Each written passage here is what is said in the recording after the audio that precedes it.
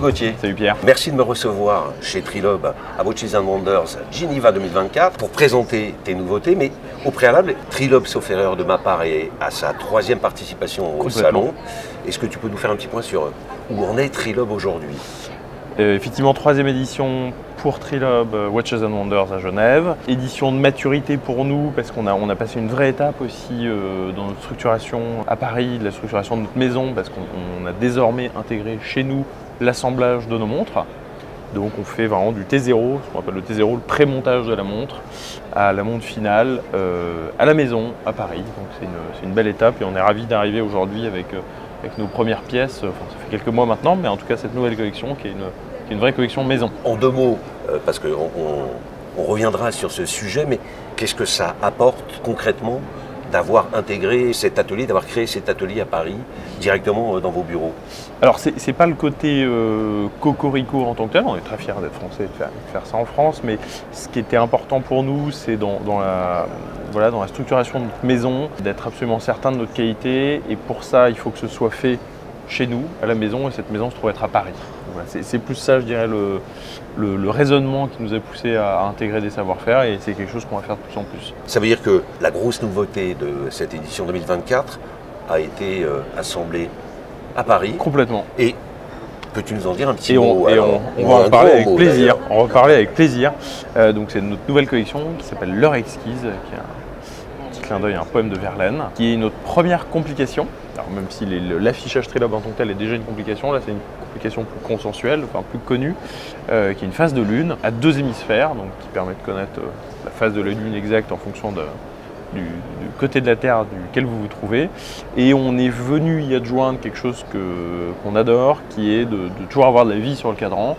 Et donc on a mis coaxialement au centre de cette lune, on vient afficher un ciel étoilé qui tourne constamment et qui tourne au rythme de la seconde. Donc il fait le tour en 1 minute.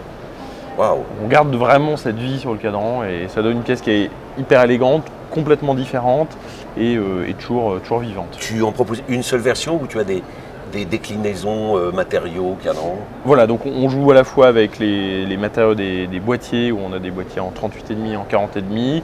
Ah, en taille, donc il y a déjà deux options. Complètement, et qu'on fait en titane ou en or rose.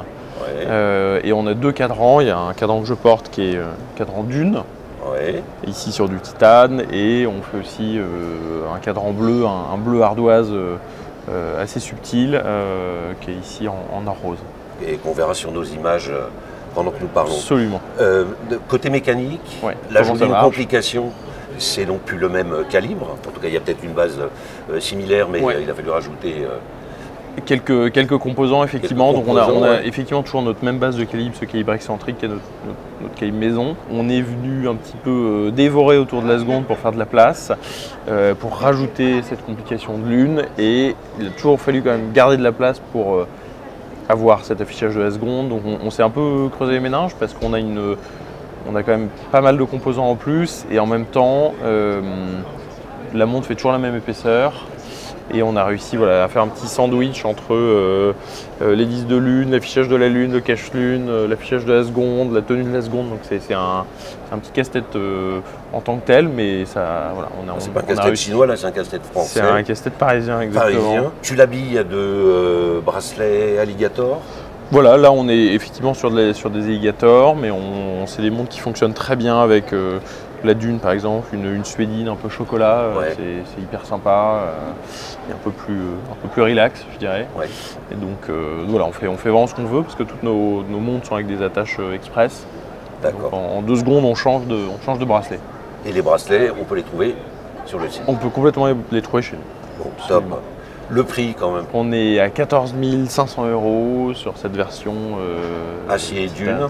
Ouais, alors titane en l'espèce, mais dune ou bleu, et un petit peu au-dessus de 26 000 € sur la version or rose. Elles sont disponibles à partir de? Livraison à partir de octobre-novembre, sachant que c'est une série sur ce mouvement qu'on limite à 100 pièces. Toutes couleurs confondues, tout confondu. D'accord, donc 100 exemplaires, tout combo. Exactement, tout combo confondu est possible. Ouais. Bon, eh ben écoute, merci Gauthier, très heureux d'avoir pu découvrir avec toi cette nouvelle collection, et puis je te dis à très vite pour d'autres aventures. Ouais, de nouvelles aventures. Absolument. Merci Gauthier, ciao. Merci Pierre.